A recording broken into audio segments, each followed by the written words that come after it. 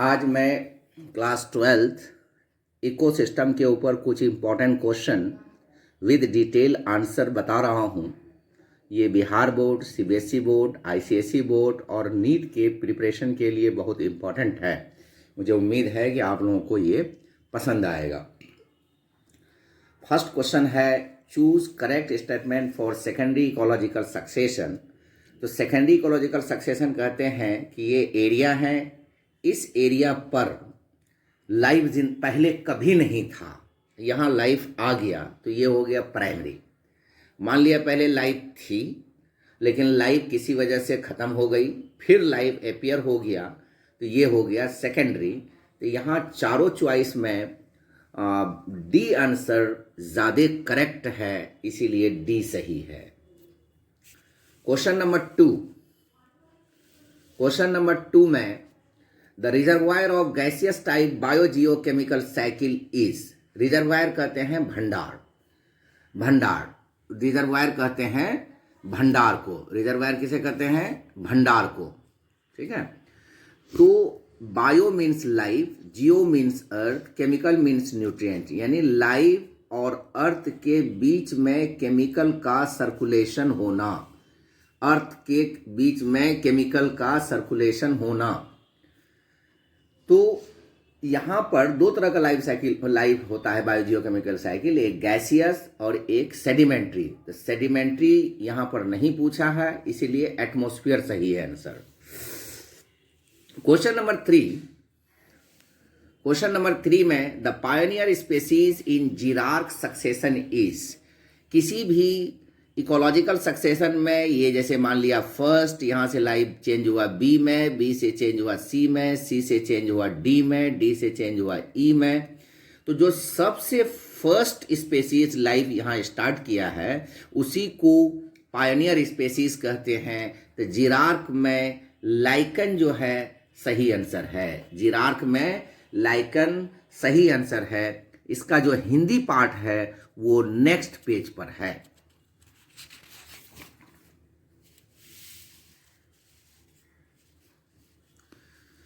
Question number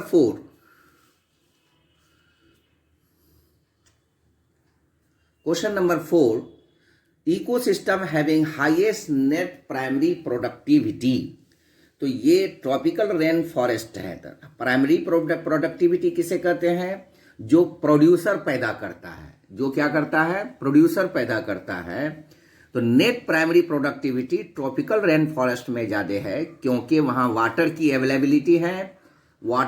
availability है, high temperature है, जिसकी वजह से ज़्यादा वेजिटेशन होता है, इसीलिए प्राइमरी प्रोडक्टिविटी इसका ज़्यादा है। Question number 5, choose the sedimentary type nutrient cycle from the following. अभी पीछे बताया था कि सेडिमेंट्री और गैसियस होता है, तो फॉस्फोरस का जो रिजर्वायर होता है वो रॉक होता है, इसीलिए phosphorus cycle is the example of sedimentary type nutrient cycle.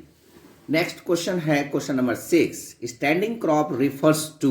Standing crop कहते हैं जैसे प्रोड्यूसर हुआ, प्रोड्यूसर से कंज्यूमर हुआ, कंज्यूमर से हुआ, तो ये एक ट्रॉफिक लेवल में जितना भी लिविंग मैटर है किसी एक ट्रॉफिक लेवल में, उसी को स्टैंडिंग क्रॉप कहते हैं। तो ये बी आंसर सही है। इसका हिंदी पार्ट नेक्स्ट पेज पर है।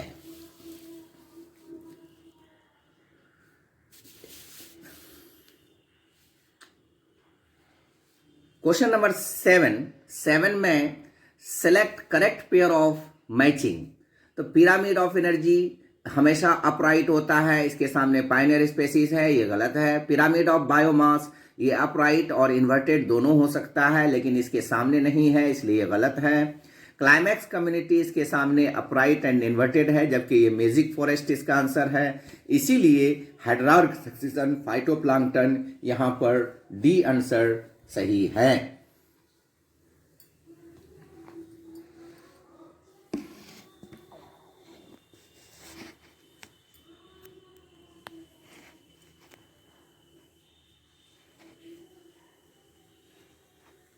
क्वेश्चन नंबर 8,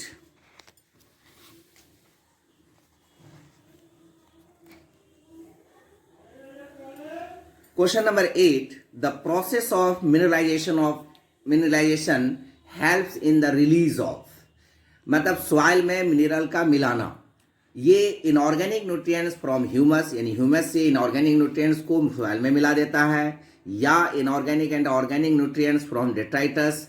तो इसमें ए आंसर सही है। मतलब ह्यूमस कहते हैं ऑर्गेनिक पार्ट को, उससे जितना भी क्या कहते हैं मिनरल्स है उसमें, वो मिनरल्स जो है उसे निकाल करके सॉइल में मिलाते हैं, इसी को मिनरलाइजेशन कहते हैं। इसीलिए मिनरलाइजेशन जो है ये ज़्यादातर ह्यूमस से इनऑर्गेनिक न्यूट्रिएंट्स को लेता है।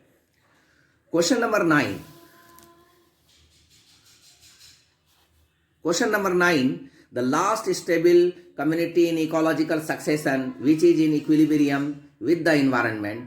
तो जैसा कि मैंने यहाँ पर पीछे भी बताया, यहाँ पर भी एक चेन मैंने खींचा है, ABCDE, ये लास्ट है, ये इनिशियल स्टेज है। तो इनिशियल वाले को पाइनियर कहते हैं, लास्ट वाले को क्लाइमैक्स कम्युनिटी कहते हैं, इसीलिए यहाँ पर बी आंसर सही है।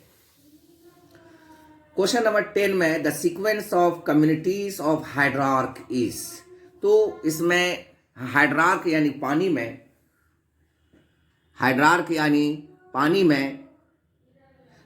यानी पानी में, तो सबसे पहले वो फाइटोप्लैंक्टन से स्टार्ट होता है। तो चॉइस ए, बी और डी तीनों में फाइटोप्लैंक्टन है, इसलिए इसको चुनना है। तो फाइटोप्लैंक्टन से रूटेड सबमर्ज्ड हाइड्रोफाइट्स है, इसी को पकड़ेंगे और बाकी आंसर लगा देंगे, इसलिए डी आंसर सही है।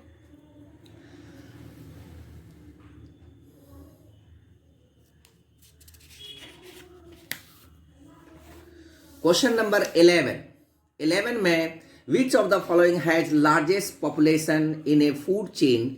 तो फूड चेन में सबसे पहला स्टेप प्रोड्यूसर होता है, उसके बाद कंज्यूमर होता है, उसके बाद कंज्यूमर होता है। तो सब और नंबर जो है हमेशा घटते जाता है, इसलिए किसी भी फूड चेन में प्रोड्यूसर का नंबर सबसे ज़्यादा होता है, इसलिए इसी का पॉपुलेशन ज़्यादा होगा।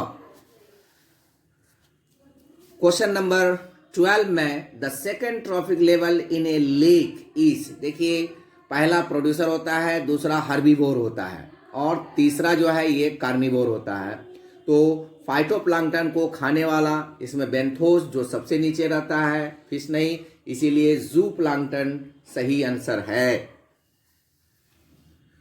The percentage of PAR in the incident solar radiation is, PAR means photosynthetically active radiation, photosynthetically active radiation. तो ये पार है, तो कोई भी इंसिडेंट रेडिएशन जब आता है उसका 50% पार होता है, इसीलिए सी आंसर करेक्ट है। इसका हिंदी पार्ट अगले पेज पर है।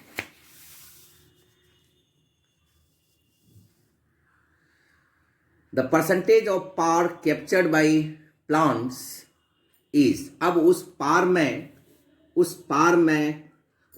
में कितना परसेंट प्लांट कैप्चर करता है फोटोसिंथेसिस के लिए, ओनली 2 to 10%, जो बहुत ही कम है, इसीलिए बी आंसर सही है।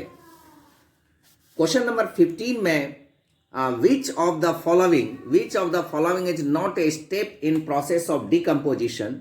तो डिकम्पोजिशन में एक होता है फ्रेगमेंटेशन, यानी उसको टुकड़ों में तोड़ना, लीचिंग, मिनरलाइजेशन, कैटाबोलिज्म, ह्यूमिफिकेशन, ये 5 प्रोसेस होता है, लेकिन उसमें स्ट्रेटिफिकेशन नहीं होता है। यहाँ चूंकि नॉट पूछा है, इसीलिए यही आंसर सही है, डी का।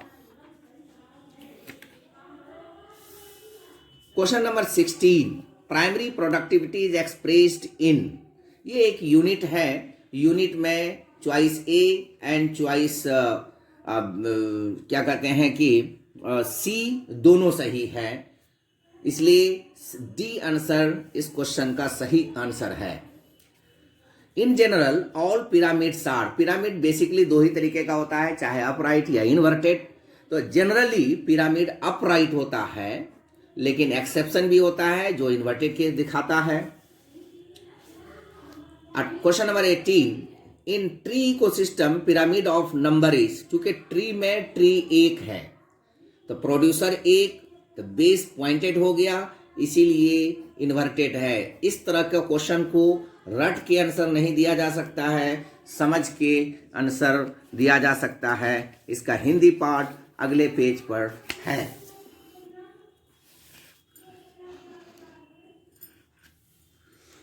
Question number 19, pyramid of biomass of aquatic ecosystem is. तो एक्वेटिक इकोसिस्टम में फाइटोप्लैंक्टन जो है ये प्रोड्यूसर होता है, जिसका नंबर तो ज़्यादा होता है लेकिन टोटल बायोमास उसका कम होता है, इसीलिए बेस पॉइंटेड हो गया, जिसकी वजह से ये इन्वर्टेड होगा। Question number 20, 71% total global carbon is in. ये टोटल कार्बन जो अर्थ पर है वो सबसे ज़्यादा ओशियन से आता है, इसीलिए यहाँ पर करेक्ट आंसर ओशियन है।